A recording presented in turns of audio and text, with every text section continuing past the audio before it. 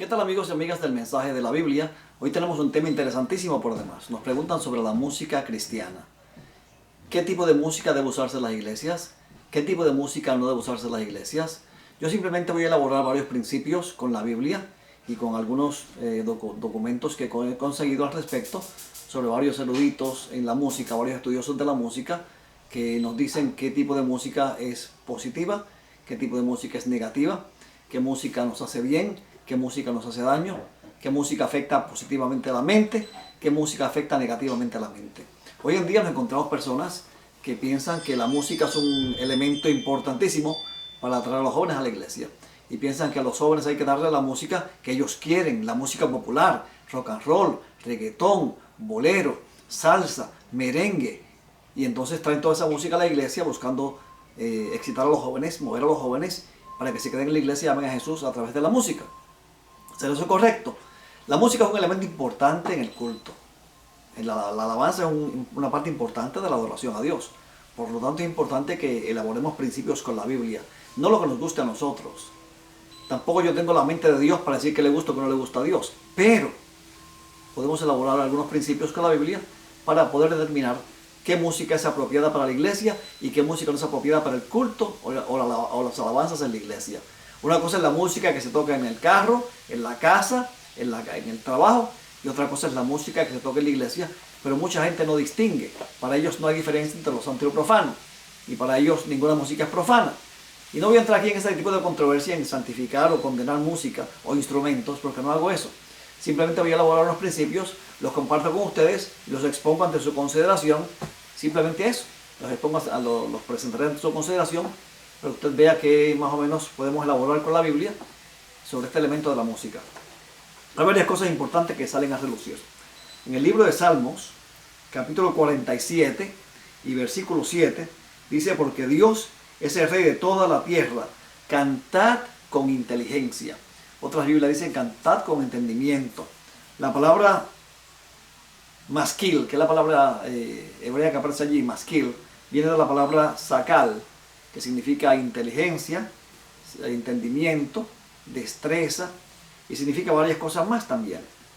Pero en este caso, maskil, según he verificado en varias traducciones de la Biblia, en varios léxicos, como el Hebrew Aramaic Lexicon of the Old Testament, Gesenio, por ejemplo, y otros más, pues he visto que esta palabra significa más bien inteligencia o entendimiento, específicamente en el Salmo 47:7. Entonces, a Dios hay que cantarle con inteligencia. Escuche bien. O sea que cualquier sistema musical, cualquier formato musical que atente contra la inteligencia, que vaya en detrimento de la inteligencia y del entendimiento, que confunda los sentidos, hay que tener mucho cuidado con esa música y no traerla a la iglesia. Pero a algunos no les importa, la traen como quieran. Hay otro versículo más. Salmo capítulo 33 y versículo 3. Con otro versículo que me cita mucho. Dice: cantadle cántico nuevo, hacedlo bien, tañendo con júbilo. Así que algunos dicen: señores, hay que cantar cántico nuevo, reggaetón es nuevo, la salsa es nueva. En los tiempos bíblicos no había nada de eso. Hay que cantar con nuevos ritmos. Esto significa cantar con nuevos ritmos. Dice aquí, música, cántico nuevo, cántico nuevo. Un cántico que habla de nuestra experiencia. Somos nuevas criaturas en Cristo, por lo tanto cantamos nuevos cánticos. No los cánticos del viejo hombre, sino los cánticos del nuevo hombre. Cánticos que exalten el Calvario, que exalten al que murió en el Calvario, que exalten el Evangelio, que exalten a Dios y a su Espíritu, que exalten la palabra. No que exalten las emociones meramente. Eso es un problema. Y hacerlo bien, dice ahí también. Las cosas hay que hacerlas bien, o no se hacen. Tañendo con júbilo. Porque es que hay iglesias que aparecen funerarias. Qué tristeza. Hay iglesias que no preparan a nadie para dirigir un canto. No preparan jóvenes o señoritas o niños para tocar instrumentos musicales. Y allí cantan a capela como pueden allí, sin saber cantar, sin tener a nadie instruido. Y se oye tan feo ese tipo de cántico. Aburridísimo. Eso es lo opuesto a otros cultos que he visto hace un tiempo atrás. Me invitaron a una iglesia. Un amigo mío de otra denominación, que no voy a mencionar, me invitó a su iglesia y me dice: Rafael, me gustaría que trajeras a tu muñeco Pablito y nos dieras una historia para los niños y además predicaras. Entonces yo le dije hace años que yo a Pablito no lo uso. Yo lo usaba en televisión antes para una sección de niños que tenía en Hora Televisión Canal 5, que fue muy vista esa sección de niños, y muchísimos niños, cientos y cientos de niños me escribían, y muchos niños llegaron a incluso a hacerse miembros de la iglesia adventista. Pero entonces fui a esa iglesia y cuando llegué había batería, guitarra eléctrica, el sistema de amplificación a todo volumen, y eso era un ruido terrible a tal punto que yo no escuchaba lo que la gente cantaba. Yo simplemente escuchaba el bam, bam, bam, bam, bam, bam, bam, el beat de la batería, el bajo y la guitarra eléctrica, tan amplificado que no se escuchaba lo que la gente cantaba. Y hasta me dio dolor de cabeza. Yo decía, pero caramba, ¿qué pasa aquí? La gente brincaba, saltaba, se paraban en las sillas, le daban vueltas a las cabezas, se tiraban al piso. Y yo decía, pero ¿qué es lo que está pasando aquí? Esto se me parece a lo que pasa cuando veo los conciertos de heavy metal. Veo el mismo efecto, la gente dando vueltas a las cabezas, la gente brincando, saltando, subiéndose a las sillas, tirándose al piso. Parecen locos. Yo, ¿pero qué es esto? Y yo estaba allí hasta asustado ante ese culto tan estridente, tan fuerte, tan irreverente en cierta medida. Entonces, me acuerdo que di un tema sobre el Evangelio, explicando lo que es el Evangelio a la luz de la palabra de Dios. Y cuando terminé de predicar, el pastor se para y dice, y dice, Rafael, definitivamente Dios se mueve en el silbo suave y apacible. Entonces, yo no le contesté nada porque expresó un pensamiento con gran luz. Dios se mueve en el silbo suave y apacible. Y eso tiene gran sentido para lo que estamos hablando en el programa de hoy. Y por cierto, cito un versículo de la Biblia cuando dijo eso. Hay otro versículo más. Primero a los Corintios, capítulo 14. Y cuando hago estas menciones, no estoy aquí criticando. O sea, cada cual alabe a Dios como quiera. Yo en eso no me meto, no le critico a nadie, ni ataco a nadie. Yo comparto los principios que yo veo en la palabra de Dios y yo me amparo en ellos. Si usted quiere hacerlo de otra forma, pues yo respeto lo que usted hace. O sea, yo no vengo aquí a criticarlo, a atacarlo, a decirle que es del diablo, que es del demonio. Yo no hago eso. Simplemente comparto con ustedes lo que veo en la palabra de Dios para que usted lo analice y lo evalúe. Dice aquí en 1 Corintios 14, 15. ¿Qué pues? Oraré con el espíritu, pero oraré también con el entendimiento. Cantaré con el espíritu, pero cantaré también con el entendimiento. El apóstol Pablo dice a los Corintios, hay que cantar con entendimiento, no meramente con el espíritu, con entendimiento. Usted tiene que saber lo que usted canta, tiene que saber lo que usted dice, tiene que crecer, tiene que ser edificado cuando canta. Fíjense que en 1 Corintios 14 el elemento principal es la adoración, porque en Corintios hablaban las lenguas raras que mucha gente no entendía, que nadie entendía prácticamente. Y Pablo decía que estaban hablando al aire. Había una desviación del don de lenguas de Pentecostés. Una cosa muy diferente a Pentecostés ocurría en Corinto. Una iglesia corrupta por demás.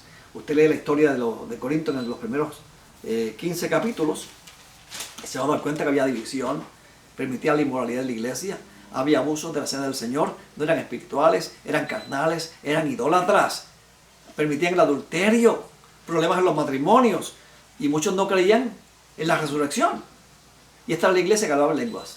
Una iglesia a la que Pablo le dice en 1 Corintios capítulo 12 que ellos eran ignorantes de los dones espirituales. Pero el don de lenguas no es el tema en el programa de hoy, así que en otro programa estaremos analizando el don de lenguas a la luz de la Biblia. Pero volvemos aquí. Dos principios que quiero elaborar de aquí.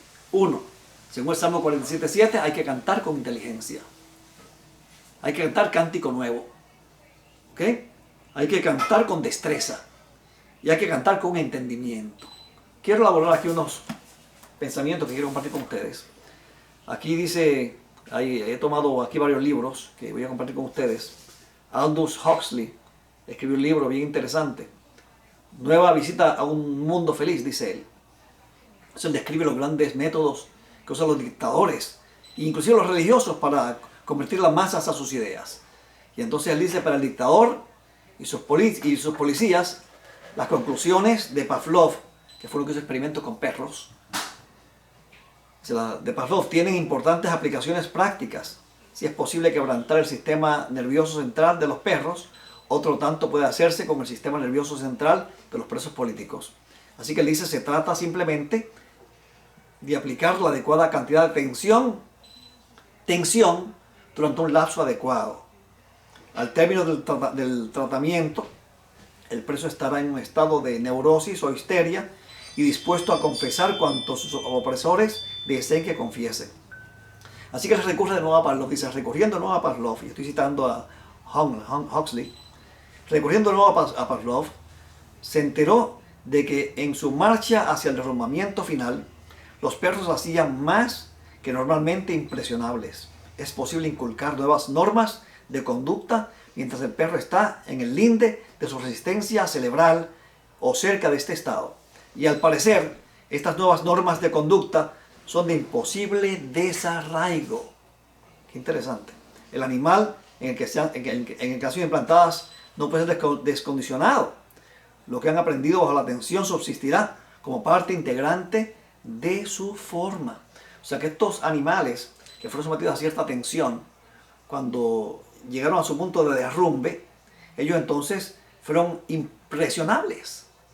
Y ahí entonces le inculcaban ideas y cosas de las que ellos no podían desarraigarse.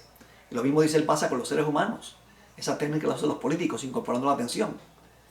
Entonces, dice, los perros quedan trastornados cuando los estímulos son desusadamente fuertes.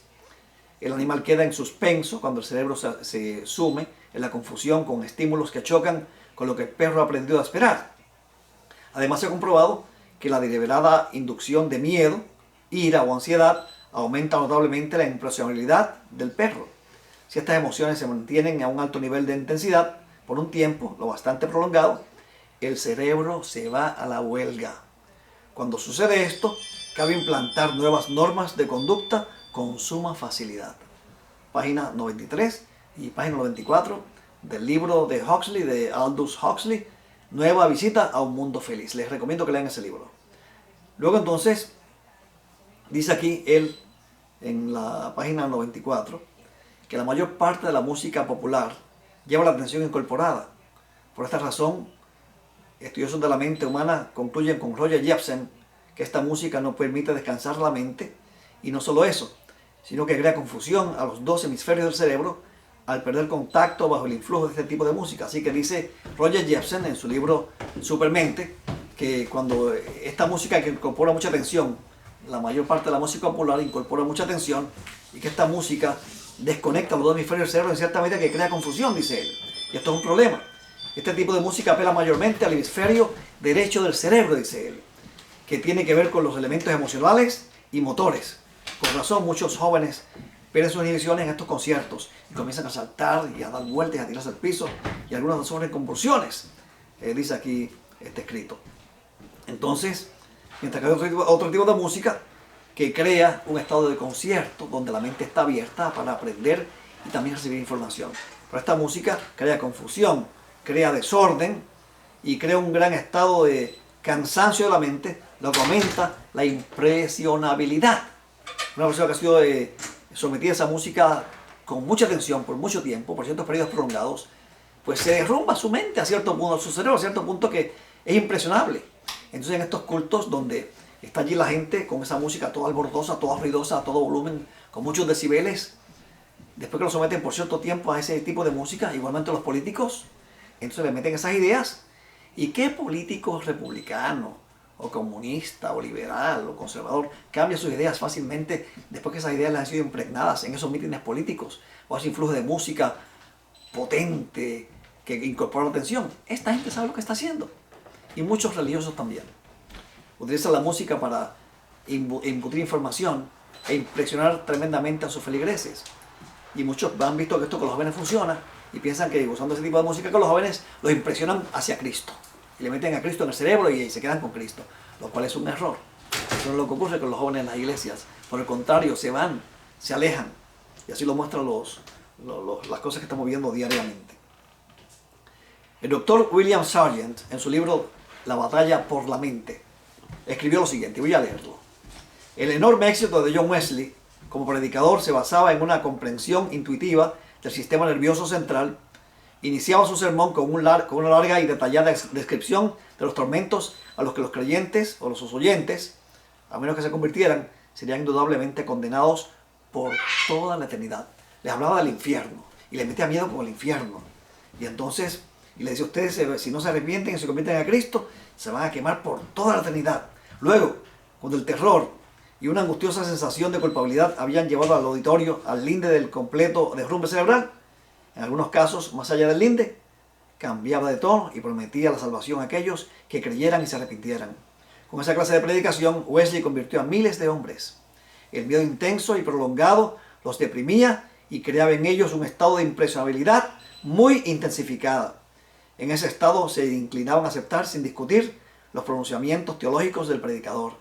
La efectividad de la propaganda política y religiosa depende de los métodos que se empleen y no de las doctrinas que se enseñen. Miren qué interesante eso. Y sigo leyendo. Estas doctrinas pueden ser verdaderas o falsas, saludables o perniciosas. Ello importa poco o importa nada. Si esa doctrina en forma adecuada y durante la conveniente fase de agotamiento nervioso se obtendrán los resultados que se buscan. En condiciones favorables no hay prácticamente nadie que no pueda ser convertido a cualquier cosa con la música, con la atención que incorpora la música. Interesante. Lo triste de esto es que esa base de esta música popular cargada de tensión y de ritmo, dominada por el ritmo, además del miedo inculcado con el infierno, o con un mensaje de la prosperidad económica a los pobres, muchos se convierten en el Evangelio y hasta lo llaman la obra del Espíritu Santo. ¡Qué blasfemia! Dios no manipula la mente, Dios nos dio libre albedrío, Dios nos trae con la proclamación del Evangelio, no con métodos humanos. El método que Dios escogió para llegar a nosotros fue la predicación del Evangelio. La iglesia primitiva creció como ninguna otra iglesia ha crecido jamás. ¿Qué hacían ellos? Proclamando la sola suficiencia de la sangre de Cristo, no haciendo otra cosa más. El enemigo de las almas introduce este tipo de música que incorpora la atención, rap, reggaetón, salsa, etc. Y esto pues crea cierto tipo de problemas, porque entonces ocurre lo que ocurre, lo que dice Huxley, que ocurre cuando se usa esto, porque los políticos hacen lo mismo también. Y muchos religiosos hacen lo mismo también para atraer masas e inculcarles sus ideas. Entonces, en vez de paz y en vez de pan, le estamos dando piedras a nuestros jóvenes. No estamos preparando mentes inteligentes, sino que cuando incorporamos ese tipo de música, eso se crea confusión. Los dos hemisferios del cerebro se desconectan prácticamente y el hemisferio derecho es el que controla la emoción, que es el hemisferio derecho que controla la emoción, las emociones. Y no hay un balance, no hay armonía. Entonces, cuando se vaya a elegir la música para adorar a Dios, hay que tomar en consideración los pasajes bíblicos que les mencioné hace rato. Salmo 47:7, 1 Corintios 14:15, cantad con inteligencia, cantad con entendimiento. Elijamos aquel tipo de música que promueva estos elementos, no que vaya en detrimento de ellos. Y me parece a mí que Dios es muy claro en la Biblia, porque en el Antiguo Testamento, en el libro de Primera Crónicas y el Segunda Crónicas, se nos dice como Dios fue muy cuidadoso cuando David institucionalizó la música en los tiempos del Antiguo Testamento en el templo, para que fuera en el santuario, para adorar a Dios. El templo lo hizo Salomón, no David. Entonces, lo que era santuario en ese entonces. Entonces, allí entonces, David siguió el mandato de Dios y los cantos que se cantaban eran compuestos por David. David no exportó, o importó, mejor dicho, cánticos de los que se cantaban a Baal, ni que se cantaban a Astarot, sino que los cánticos que David hizo los compuso él. ¿Ok? Los instrumentos fueron por orden de Dios, dice la Biblia que fueron por orden de Dios. Se eligió a Queranías, que era director del canto, y a Asaf, que era director de la orquesta. Y tocaban solamente los levitas instruidos en esos instrumentos, y cantaban los levitas instruidos en el canto. El pueblo escuchaba a los levitas cantores cantando. Y entonces el pueblo, cuando ellos terminaban de cantar y alabar a Dios, decían amén, amén. ¿Ok? Así que me parece a mí que cuando vamos a elegir música, tenemos que tomar estos principios en consideración. O sea, cantemos con inteligencia, cantemos con entendimiento. No traigamos a la iglesia ritmos populares donde la atención está incorporada de una forma exagerada, donde domina el ritmo, predomina el ritmo solamente. La música tiene que tener ritmo, armonía y melodía. Esos tres elementos deben estar armonizados. ¿Ok? No puede haber uno sobresaliendo más que el otro, porque eso crea una discordancia. Y es lo que mucha gente no entiende. Entonces dice, a los jóvenes les gusta el reggaetón, vamos a darles reggaetón. Y yo hace poco me invitaron a una iglesia, no voy a mencionar en qué ciudad de aquí de Estados Unidos, y entonces el pastor tenía un culto de jóvenes en el sótano, puso una luz de discoteca, de esas que tienen muchos cristalitos a dar vueltas, luces negras también. Y allí los jóvenes tenían baterías, bongos, timbales, guitarra eléctrica, bajo, palitos. Y allí esa gente cuando empezaba a cantar eso era una cosa terrible. Y esos jóvenes se paraban en las sillas a saltar en las sillas y a brincar en las sillas y se tiraban al piso. Y subían a las sillas y se tiraban al piso y brincaban y saltaban. Y le dije, pastor, me parece que esto es incorrecto. Este tipo de música crea desorden. Y yo aquí no veo que se predique a Cristo, que se abra la palabra para nada. No hay interés en la palabra. Todo es música y música y música y música y salto y alegría. ¿Y dónde está la palabra? Los sermones son sermones bobitos, que no dicen nada. No hay doctrina, no hay evangelio. Para hacer la historia corta, los ancianos de esa iglesia me llamaron varias veces. Yo fui allá varias veces. Me reuní con ellos, con el pastor, con los jóvenes que se quedaron en la iglesia porque muchos se fueron. La gran mayoría de los jóvenes se fueron de esas tres iglesias. Se fueron al mundo. Gracias a ese tipo de culto que se introdujo en la iglesia. Una iglesia que era muy activa se quedó prácticamente sin jóvenes. Entonces nos tocó ir a buscarlos uno por uno otra vez. Y ir a buscar y a traerlos a la iglesia otra vez. Y gracias a Dios se tuvo mucho éxito con eso. No le demos una piedra a nuestros jóvenes cuando están pidiendo pan. Cuando necesitan pan. Nuestros jóvenes necesitan el evangelio. No es un cambio de culto lo que la iglesia cristiana necesita. Hermanos pentecostales, católicos, evangélicos y testigos de Jehová. No es un cambio de culto lo que le hace falta a las iglesias. Es un cambio de corazón. El problema del hombre está en el corazón. El hombre necesita a Cristo. Démosle a Cristo. Y que la música que utilicemos abra el entendimiento para que ellos entiendan a Cristo, lo comprendan y lo amen. Bueno, no tenemos tiempo para más. Será hasta el próximo programa. Que Dios te bendiga y te guarde.